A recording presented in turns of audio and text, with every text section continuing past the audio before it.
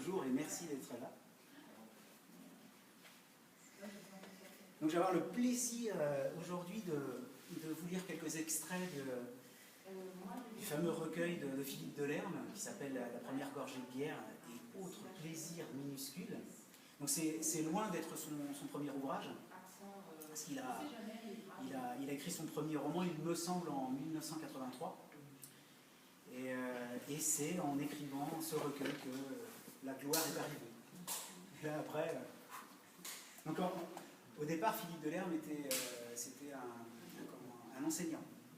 Sa femme également était illustratrice. Et donc, il a arrêté. Je crois c'est après le succès de la première gorgée de bière, il me semble qu'il a arrêté d'enseigner pour se consacrer entièrement à son métier, à sa passion d'écrivain. Alors, nous allons commencer par un texte qui s'intitule « Un couteau dans la poche ». Pas un couteau de cuisine, évidemment, ni un couteau de voyou à cran d'arrêt, mais pas non plus un canif.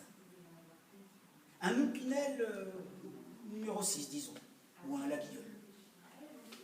Un couteau qui aurait pu être celui d'un hypothétique et parfait grand-père.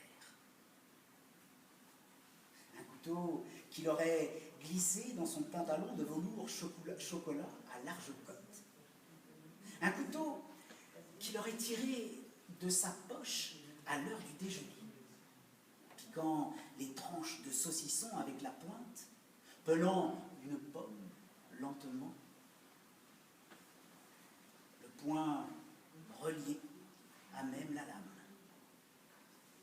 Un couteau qu'il aurait refermé d'un geste ample et cérémonieux après le café bu dans un verre. Et cela aurait signifié pour chacun qu'il fallait reprendre le travail.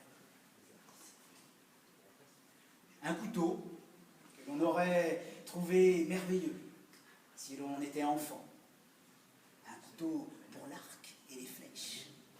Pour façonner l'épée de bois, la garde sculptée dans l'écorce.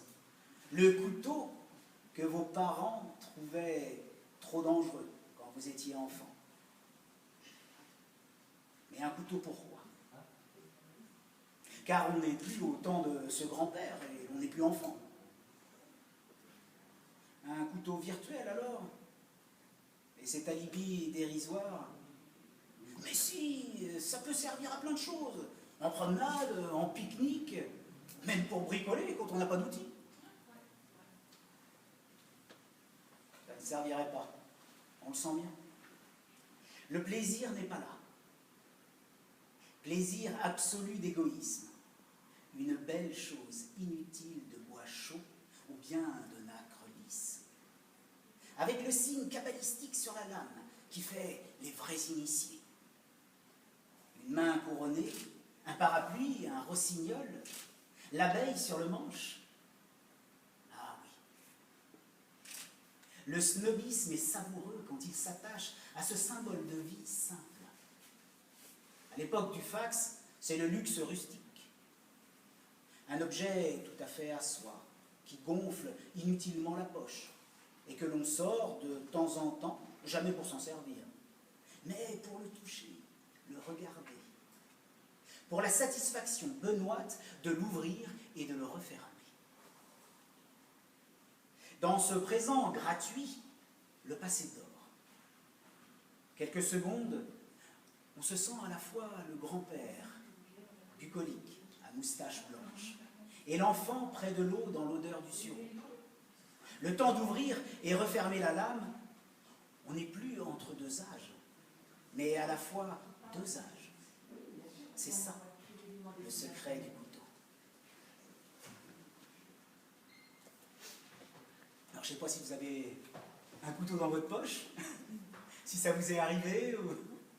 Alors moi, c'était quelque chose, je suis issu mes grands-parents étaient agriculteurs, mon père devait l'être, mais il ne l'a pas été, et mon père avait toujours, justement, ce fameux Opinel 6. Alors, au contraire de ce que raconte Philippe Delerme, là, du coup, mon père utilisait vraiment son couteau, quoi. Et c'était fascinant pour moi, j'en rêvais. il n'a jamais eu la présence de m'en offrir. Alors, il n'était pas très présent et c'était pas son truc. Sauf que moi, j'en rêvais. Et donc, vers 30-40 ans, j'en ne pouvais plus. Je suis allé le voir. Je lui ai dit, tu vas m'acheter un couteau. Je veux un couteau. Et donc, je voulais un Opinel comme lui. Et je lui ai demandé un Opinel 8. Moi, j'en voulais un plus gros. Donc, il est allé m'acheter, pratiquement 40 ans, un Opinel, rien que pour moi. Et j'ai vécu ce cadeau avec beaucoup de joie. Et d'ailleurs, mon fils qui est là, qui tient la tablette, et ben là, moi par contre, je lui ai fait vivre ça. Vers 9-10 ans, il a su qu'il aurait un couteau, quand il serait prêt, quand je sentirais que c'est le moment. Donc il l'a attendu, hein, son couteau. Hein? Alors, tu peux témoigner? Ouais. Et il l'a enfin eu, il a choisi l'Opinel qu'il voulait. Alors, dans la famille, c'est les Opinel. Après, il y a plein d'autres choix. Et j'ai le petit dernier qui rêve d'en avoir un, mais lui, il a 9 ans. Et c'est un casse-cou, donc c'est pas pour tout de suite. Ouais, c'est ça. Ouais. Pas trop. Tu veux pas trop un couteau? Enfin, c'est pour faire bizarre par contre.